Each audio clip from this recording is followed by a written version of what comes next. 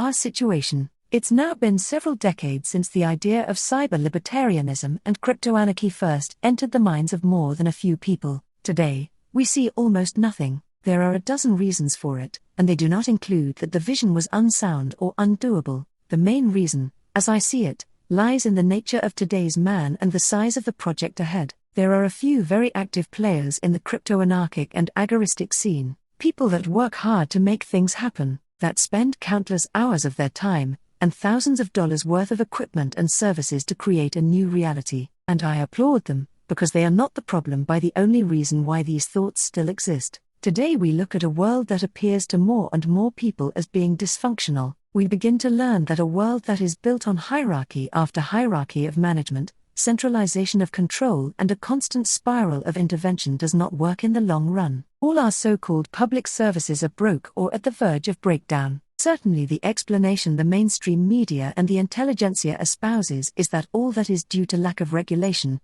lack of oversight or greedy capitalism. I disagree. The fundamental reason in my view is that you cannot change the world by wishful thinking, not by visions that ignore the reality of nature, economics and human behavior. The masses thought that fixing the problems caused by the latest fix of a problem would sooner or later lead to a perfect world.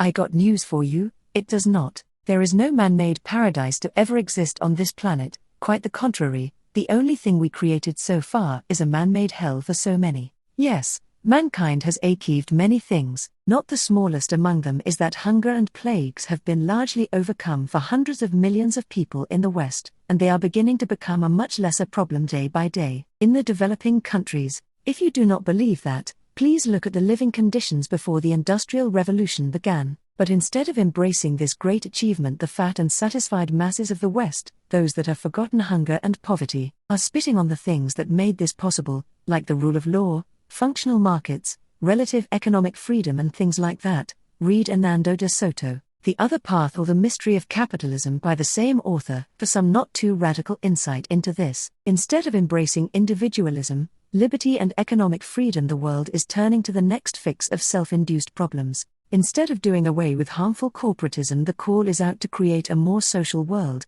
a world where the blessing of democratic control enters into even more areas of life, where government is seen again as the blesser of the many and the protector of the weak, as if history has never taught us any lesson, like the fundamental lesson that only a productive lifestyle, and not a parasitic one, can advance the lot of humanity. It is no accident that economists, complexity theorists and other scientists are developing an understanding for how fragile our systems have become. Systems that are not built on individual achievement, productivity or decision-making, but systems that are built on redistribution, fraud and top-down control. Our way of living, of ruling others, is only steps away from global disaster. Indeed, it probably passed the climax several years ago and is accelerating on its path to oblivion. I am not saying that the world ends tomorrow, but truly we currently face only two options: delay the decay or break down today. Today the task ahead is the same it was decades ago for those looking for a sound alternative, and still the answer is the same.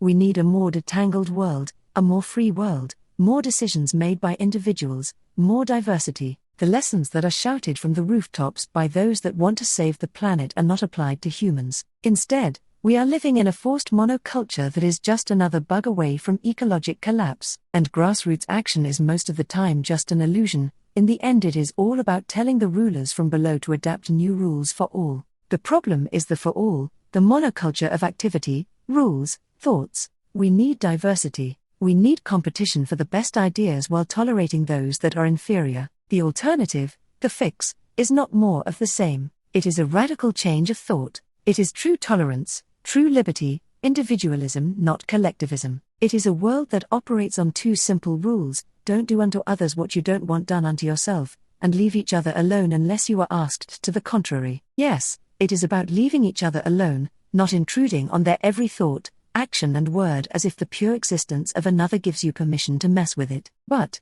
you are most likely aware of that all already. The question that matters most is where to go from here. 3 fundamental steps of thought. First, everyone wishing to live in another world has to realize that this world does not simply come about by wishful thinking, nor does it come around by applying the same fixes that broke our world. It does not even come about through talking, influencing the media or politics. There is only one path to that new world, and that path is gruesome. The first step on that path is that we honestly have to deprogram ourselves from the learned methods of collectivist thought, monocultural thinking, top-down directing and hoping for the masses. I repeat, do not waste your time in trying to fix politics, win over the masses or receive approval. You are on your own for now. While this might sound cruel, it is still true. Every achiever is alone at first, and possibly for a long time. Societies break down collectively, but they are only rebuilt individually. The second step thus is to realize that you have to be a builder, that it is you,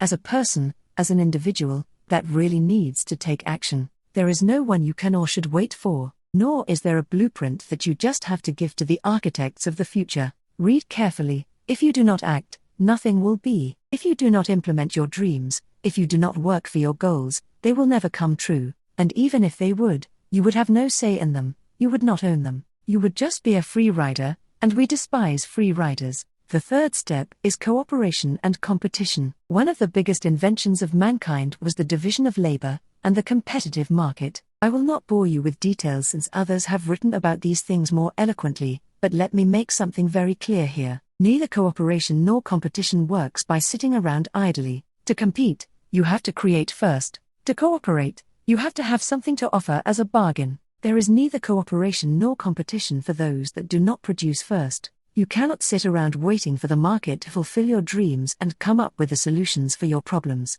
The market does not create. The market is solely the method that punishes your failures and rewards your achievements. That is why many people today hate free markets, because it will punish you. The market brings nothing into existence, entrepreneurs do. People that take action and face reality. Individuals that invest, think, act, build, and then compete and cooperate. The market only amplifies the actions of those that do comparatively well while taking out those that only create waste. And everyone who does not produce calls for the latter. Makes you wonder why a society that always talks about how evolution did this or does that still does not get this simple concept. Before continuing, be aware that the 3 steps mentioned above build on each other, and that they are only complete together. They do not stand alone. Our opposition. It is crucial to realize that all we can do is about cultural entrepreneurship. We have to create cultural systems. However, these changes are not welcome. The current culture does not welcome our input, our ideas,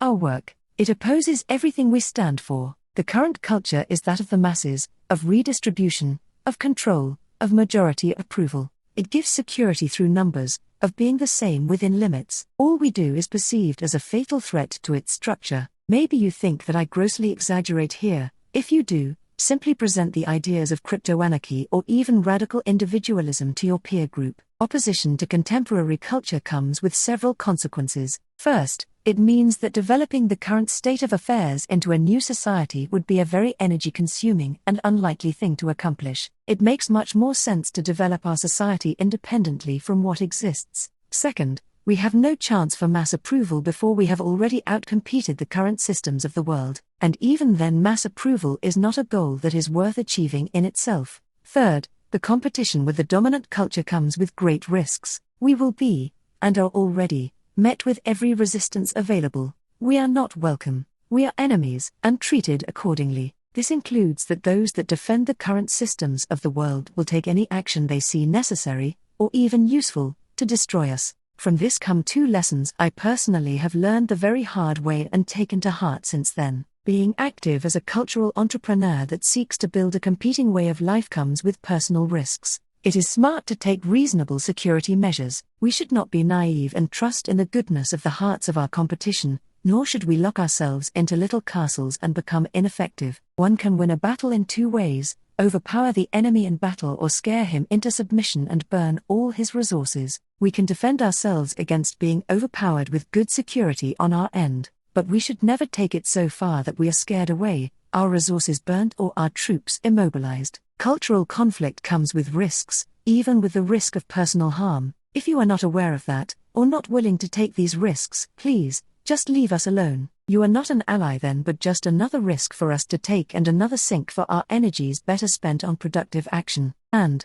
by the way, stop telling us what to do if you are unwilling to do it yourself. Notes about another society. I have no idea how another world will look in detail, but this does not keep me from working on creating it best as I can. We all learn by doing, and we identify what is relatively best by competition. There are several lessons we have learned in this process, errors we have made and identified, lessons I would like you to think about and reap profit from. Do not wait for perfection. Anything is better than nothing. Especially when smart people meet, the theory often overcomes the practical. We spend years in developing perfect systems, perfect business plans, perfect products, and fail. The perfect is something that develops by creating the imperfect and finding out later what is relatively best. And while you are at it, you have something to build on and use. So please, do as good as you can, as long as you do. Release early, release often, improve in the open, visibly. This is especially important in the context of people we are active. People have floating ideas of what could be done, but it never gets done because of it. Consumer share is built by starting with the simple and extending to the complex. Also be aware that some people will complain about your product not being perfect. Do not lose heart. Always keep in mind that something done is always better than something only envisioned, and people that just complain but do not have the guts to compete are bad advisors. One telling example of this is the creation of perfect money. While we do not have it, embrace cash, embrace gold and silver coin, embrace barter. Just do not stand still waiting. Make the best of what exists today. Be aware that the future will not consist of money movers and coders only. Actually, coders and bankers just create platforms, tools, but the life comes from those that produce diversity, from the thousands of trades, products and services that people value. Do not expect all your customers to be computer cracks or economists, but instead target the mom-and-pop shops, the farmer, the carpenter. It is them to whom you have to prove valuable. It is them that you need to empower. A society of bankers and coders will starve in a day. This does not mean that they will not have to face a learning curve, but keep it as flat as possible. Actually, if you are reading this and you are neither a coder nor a banker, you are most welcome to participate in this struggle. It is you that is most required. It is you that can do the most. Just do it. Do not build your actions on the approval of the masses nor depend on masses to be educated or convinced. It is as hopeless as to stand in front of an approaching herd of buffalo. Either you run from them or you are overrun. It is much better to stand far away from their path that leads to destruction and invite those that split from the herd over. The world really does not need another social network for freedom lovers. While talk is fun, it changes little. Focus on trade. Focus on getting people fed in liberty, not fed up with talk. We live in exciting times. Never before would a project like ours have any hope of succeeding, and the reason for this is the broad availability of international shipping and international instant digital communication, also known as the internets. Because we are few and far apart, embrace the digital, embrace the internets. This tool can bring us together from all places. It is what opens our market, enables us to trade with the few that we are simply because we do not have to be all in one place. We can grow slowly and wide apart, and still grow successfully. Embrace the physical. This is probably the biggest error we have made so far. Not everything is digital, life does not happen on the internets, and because we are not welcomed by contemporary society, we cannot delegate the physical to them. Mixing our actions with their institutions, be it banking, justice systems, police, law, identity assurance, does not work. It harms. It makes us vulnerable. Be physical yourself. Create physical places to meet and trade. Protect your personal perimeter but do not stay in hiding. There is not much life and no progress in staying dug into your fortress. Be bold but reasonable. Be physical. Work on replacements for the instruments that are provided by our competition. Create new physical currency. Create trade networks. Create warehouses, marketplaces, clubs, bars, hospitals, factories. Be physical. The mixture of both the physical and the digital enables us to experiment a lot more than just having the physical. Digital communications allows us to experiment with panicky. It means that we do not have to agree with each other because we can use digital shields to only interact when we want it, and under the terms we agree on. If someone does not subscribe to your notion of private property, then you have a problem in the physical, but not so in the digital. And it gets better. Because of these digital shields we can even cooperate if we do not agree. We do not have to answer all philosophical questions before we act. Quite the contrary, our actions will solve the philosophical questions, and where they do not get solved they do not matter. Again, one less excuse for not acting. You are not the only one acting, nor should you be. Division of labor does require others apart from you, and frankly speaking, we humans need human interaction. We need peers that give us new insights, new inspiration, or just someone who understands what we are going through and listens. But there is more. Trade and economy are about people more than they are about goods and money. It is the business relationships that are the fundament for many friendships, for new products, for new ideas. Furthermore, we are talking about a new society to be created. This requires social interaction. Take time to invest in your relationships, invest in joining an existing or building your own tribe. Being a builder. There is one thing that sets a builder, an entrepreneur, apart from all others. It is not his success or failure nor the numbers of his bank account or the marketing talk. It is the productive actions he takes. The entrepreneur does not wait for someone to ask him to join an established company, or someone who sits around waiting until some piece falls into place to enable him to finally stand up and act. The builder is always awake and searching for opportunity, for something he can do for profit, or even just do it for fun. He never waits for others to fix his problems and satisfy his needs. It is also a misleading notion to think that everything an entrepreneur does is to invent new things, do things that have not been done before. But that is not always the case. Actually, it is rarely the case. The entrepreneur looks for things he can do better, things he can improve, things he can do differently. An entrepreneur needs to embrace diversity. Just because someone else has done something does not mean that it could not be done better, cheaper, nicer, more beautiful, or even the same way again. Never shy away from competing, never shy away from improving, not even shy away from copying. Diversity is what makes the world beautiful and resilient. In doing, the builder takes risks, and it is these risks that are what create his profit. Without risk-taking, nothing is done because nothing valuable is risk-free. It is reasonable to reduce risk, but not by all means possible.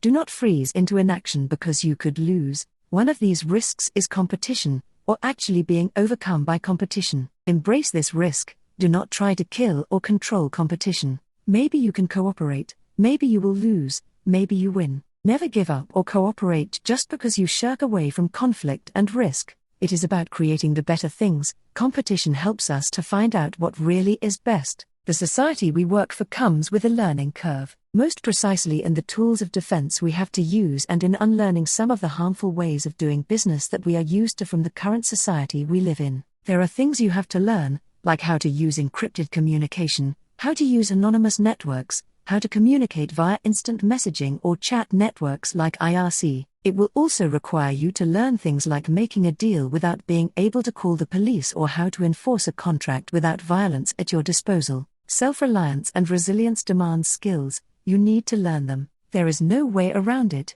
Learn secure communication, encryption software and tradecraft. It will most likely keep you out of harm's way. Also, you will need to relearn things that our forefathers knew. I am not talking about building your own barrels or to plow with a horse. I am talking more about business processes and being an honorable merchant. Many things that made trade and business effective in the past have been buried and replaced with methods that primarily serve as means of control, not improvements like that have been advertised as.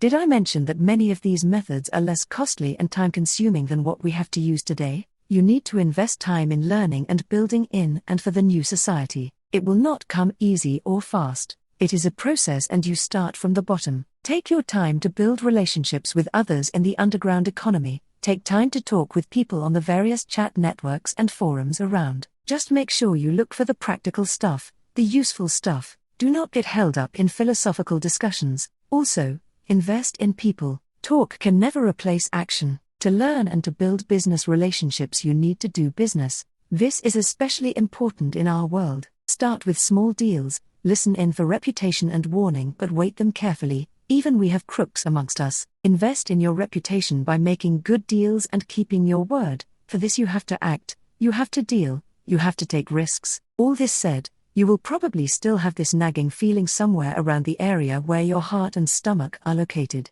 It's called fear, and it is a good thing. Fear will keep you awake and aware. It will make sure that you follow security procedures. It will serve as a protection against letting your guards down because of shame. Just make sure that you embrace your fear and not vice versa. Rule your fear, use it, do not let it rule and use you. Seriously, your future will likely depend on if you can embrace your fear without your fear keeping you inactive. The Aristocracy of Action. The title of this article is Aristocracy of Action, and you might have asked yourself what it is all about. Many people have asked me where those networks are, those bandwagons they could jump on, the perfect place for them to sit down, rest and reap the fruits of liberty. How often I have heard the words, there must be someone who has done this and that can show us. There is none of that. Well, there is, but to become part of this, our world, you need to enter into the aristocracy of action. What we do is risky, and we are people that are aware of it. What we do has value, but we also know that we might not have the best implementation, and we have learned that being picky on whom to associate and work with saves a lot of energy, and we need that for building. In short, we are not offering you a free lunch. Maybe we do not even want to offer you our lunch at all. We are not even willing to be your leaders and marshals. If you wait for us to solve your problems, to implement the tools that you want, to enable you and lift you up, then you are seriously mistaken. It is not our focus in life to do the work you will have to do for yourself. We are not the makers at your disposal. Do not wait for us, do it yourself. If you do, we will ponder if and how we can partake. Being passive will not get you anywhere. We want doers, not talkers. We are on the lookout for those that walk the walk, not those that only talk the talk, and we take little at face value. You have no right to be taken serious by us, nor do we owe you anything. If you want to be included, on it even, you have to prove yourself. Prove yourself by acting, doing, building. Neither is our world a place of free stuff. If you want something, you will have to pay for it. What we do has cost us dearly and continues to do so. Be thankful if you receive a gift, but never demand it. We will never demand anything without compensation from you either. We are merchants, capitalists, builders, entrepreneurs, tradesmen. But contrary to contemporary belief, we are civilized. Actually, we have to be because of what we do. We demand the same from you. Show that you are honorable and virtuous. Watch your words, keep your contracts, behave like a grown-up, serious person. If you think that this demand is old-fashioned and outdated, leave us alone. Be patient. Rome did not fall in a day, nor was it built in a year. Good things take time. If you are impatient, you will jump from one flower to another, you will be unreliable and a bigger hassle to work with than worth it. Be quick, but be patient. However, for those that act instead of waiting for others, patience is probably the least of all problems. Now, you might not agree with what I said above, or with what we ask for. You might think that there is a place for you in our midst where people drag you along and feed you, that you have a right to get without giving, or to demand that we take what is of no interest for you. Maybe you think that with enough education we would change our mind. Maybe so. However, if you do not produce value, we are not even interested in trying. If you do not produce, go away. We do what we do precisely because we want to escape plunderers, parasites, talking heads and freeriders. Leave us alone. Maybe, however, you think that all this is too much for you, that all the problems are not worth it, that there must be an easier way, or that we can make it a lighter burden for you. If you do, leave us alone. If you cannot take it, do not waste our time. We need it to someone have a society that is reachable even for those that cannot take it today. But what if you agree? Then prove yourself to be of the aristocracy of action.